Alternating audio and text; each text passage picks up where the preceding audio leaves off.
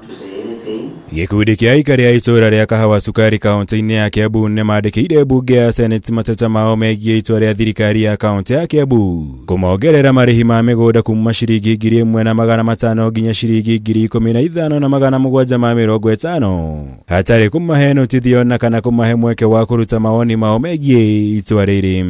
In 2024 from 1,500 to 15,000. Inquire into the manner in which KIAMBU County Government has set rand rates, how the current rand rates demanded are calculated, and the basis for arriving at the current rand rates for property in KIAMBU to ensure that residents of KIAMBU County and indeed all affected areas within KIAMBU County are protected from unjustified increments. Magĩtarĩria mateta mao Aikari ya maugĩte nĩ ũndũ wĩkĩ hakwa na gavana Kimani wa Matangi arakinyanĩirie itua rĩa kũrutithia wĩra watho ũyũ ona gũtuĩka wahĩtũkĩtio mwaka-inĩ wa 2016 na thirikari iria ciarũmĩrĩire cia kaunti ĩyo ikĩamba kũũteanĩria makiuga mawoni mao matiekuruhanirio na njĩra o yothe hĩndĩ ya kũhĩtũkio kwa watho ũcio.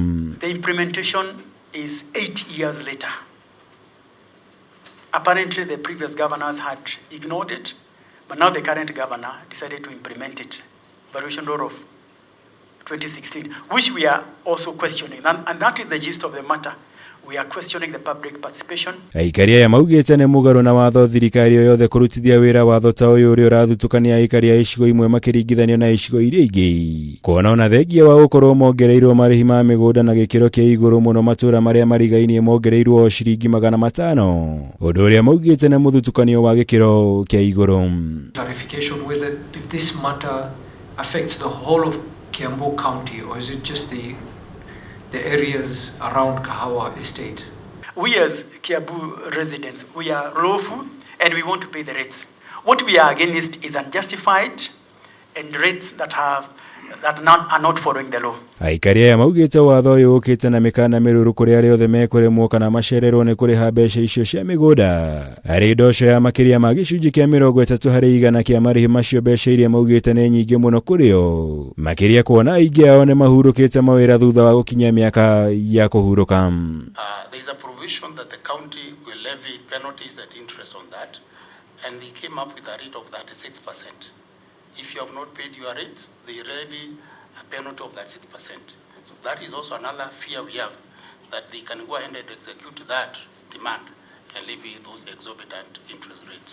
Mwena-inĩ wao maseneta meranĩire kũrũmanĩrĩra na mateta maya nginya matigĩrĩre kĩhoto kĩa Aikari ya Kahawa Sukari nĩ gĩathingatithio, kũrĩa meranĩire kũharĩria gĩikaro na gavana wa KIAMBU Kimani wa Matangi nĩguo atarĩrie gĩtũmi gĩake kũrutithia wĩra watho ũcio ũrĩa ũtarĩ na ũira wa kana Aikari aya nĩ makuruhanirio na njĩra yothe harĩ kũũmba. Before we meet the county government of KIAMBU, we cannot be able to provide any answers. And that is why I said I regretted the fact that they did not attend this meeting, because you would have gone home having had the position of the county government. As far as you're concerned, there was none of your members or estate dwellers that either attended or received information of a public participation being conducted. We have actually requested evidence of the people who attended the public participation, and that is not, we have not got it, because that would answer a lot of questions in this matter. Ngiri Kameme TV, Jitagomora, Wagunya. So